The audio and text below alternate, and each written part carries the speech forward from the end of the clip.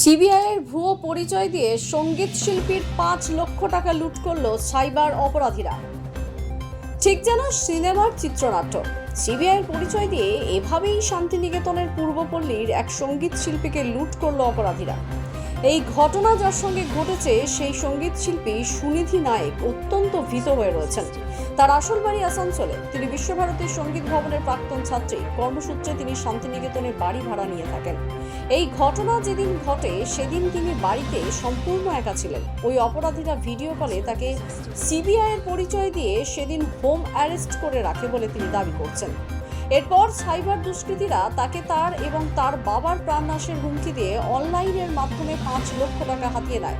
কিন্তু আশ্চর্যের বিষয় হলো এই শিল্পীর ভাড়া বাড়ির 100 মিটারের মধ্যে রয়েছে শান্তিনিকেতন থানা এবং এসডিপিও অফিস।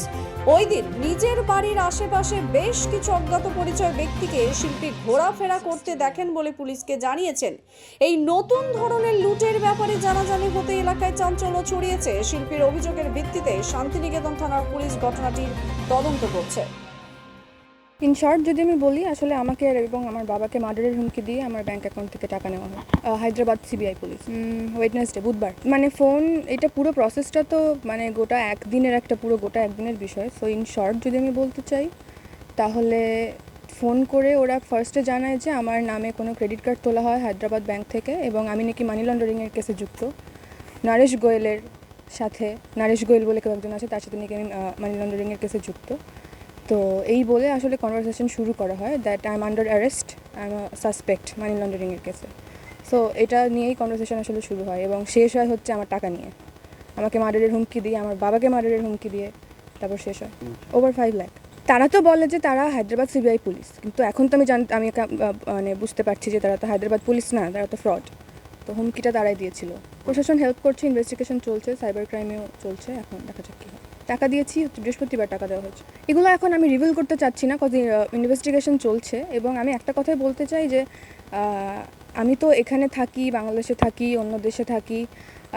এইভাবে যে কেউ কিছু করবে এগুলো কিন্তু মানে অ্যাকসেপ্টেবল না। ফার্স্ট অফ অল আমি মেন্টালি কিন্তু অনেক স্ট্রং। আমি শুধু এখানে থাকি তা না, মানে বাইরেও থাকি, যাতায়াত করি।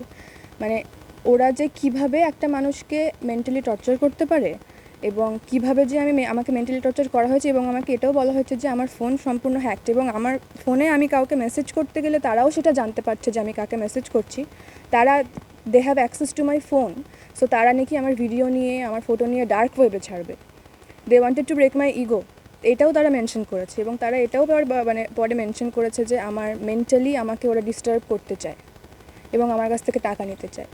সো মানে এটা যে কতটা পরিমাণে মানে টেরিফাইড ছিলাম আমি এতদিন, গত 3 দিন ধরে, এটা আসলে ভাষায় প্রকাশ করার মতো না। কেউ এটা ইমাজিনও করতে পারবে কিনা আমি জানি না।